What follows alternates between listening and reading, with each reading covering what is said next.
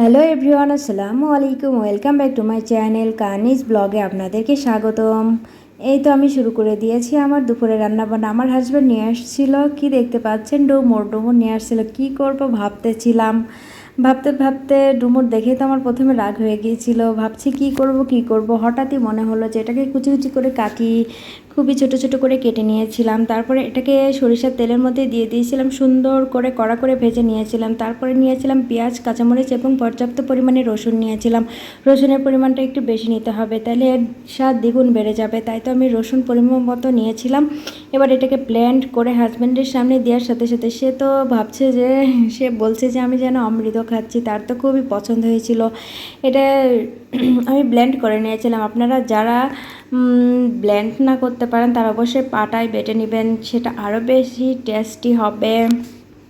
আর আমার এই খাবারটি আমি আমার মেহমান আসছিল তাদেরকেও দিয়েছিলাম, তারা খুবই পছন্দ করেছিল। এটা কিন্তু অনেক উপকার, এর মধ্যে অনেক গুণাগুণ রয়েছে যেটা আমরা অনেকেই জানি না।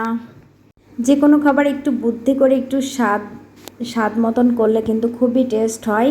আর এদিকে সকালে নাস্তা করতেই আমি ভুলে গিয়েছিলাম, অনেক ক্ষুধা লাগছিল। তারপরে রুটি ছিল, ফ্রিজে বলা রুটি ছিল, সেগুলো আমি ভেজে নিয়ে খাওয়া শুরু করে দিলাম ডিম পোচ করে।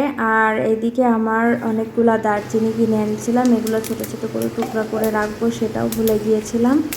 তো এখন সেটা আস্তে আস্তে করে ছোট ছোট টুকরো করে নিচ্ছি। যখন চা খাবো বা আমি সকালবেলা একটা খাবার খাই, এটা ছোট ছোট করে পিস করা থাকলে অনেকটাই সুবিধা হয়।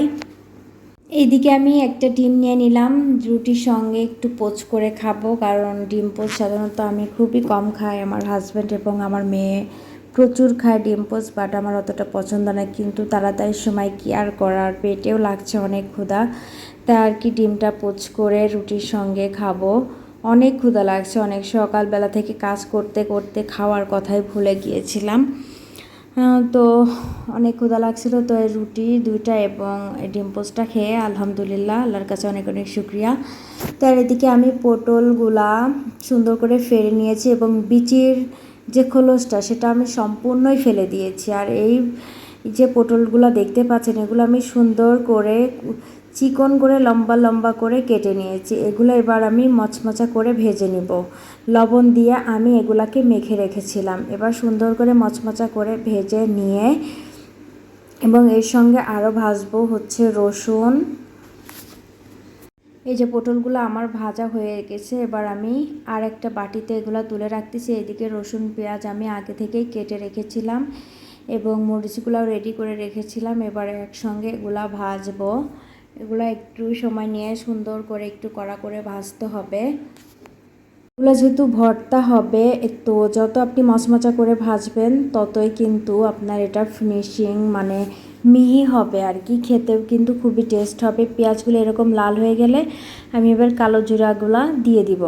কালো জিরাগুলো একটু সুন্দর করে ভেজে নেব। কড়াই যে গরমটা আছে, চুলাটা অফ করে দিলে চুলার যে হিট তাপ আছে এটাতেই কালো জিরাটা ভাজা হয়ে যাবে। এবার আমি এটা বারবার খুব কারেন্ট যাচ্ছে, প্রচুর কারেন্ট ডিস্টার্ব করতেছে। কারেন্টের জন্য কারেন্টের চুলায় রান্না করি, খুবই ডিস্টার্ব বোধ করতেছে। আমার গ্যাসও আছে, বাট গ্যাসে রান্না করতে আমার বেশি ভয় করে, কারণ যে আকারে এখন গ্যাস মানে বাস্ট হয়, প্রচণ্ড ভয় লাগে। তো আমার এগুলাও ভাজা ভুজি শেষ। এবার আমি সুন্দর একটি বাটিতে তুলে নিচ্ছি সুন্দর করে। এগুলো আমি হচ্ছে ব্লেন্ড করব। যারা ব্লেন্ড করবেন না তারা অবশ্যই পাটায় এটাকে সুন্দর করে মিহি করে বেটে নেবেন, খুবই টেস্ট হবে খেতে। আর এই তো আমার ব্লেন্ড করা শেষ। এটা যে এত টেস্ট হয়েছিল, খুবই টেস্ট। আপনি গরম ভাতের সঙ্গে খাবেন। কালো জিরাতে এমনিতেই উপকার, আপনার হাত পা ব্যথা হলে এটা খেলে কিন্তু ইনশাল্লাহ সেরে যাবে। তো ভিডিওর শেষ পর্যায়ে চলে এসেছি, জানি না ভিডিওটা আপনাদের কেমন লাগবে, আশা করি ভালো লাগবে। তো সবাই ভালো থাকবেন, আমার জন্য দোয়া করবেন। আপনাদের জন্য মন থেকে অনেক অনেক দোয়া রইল।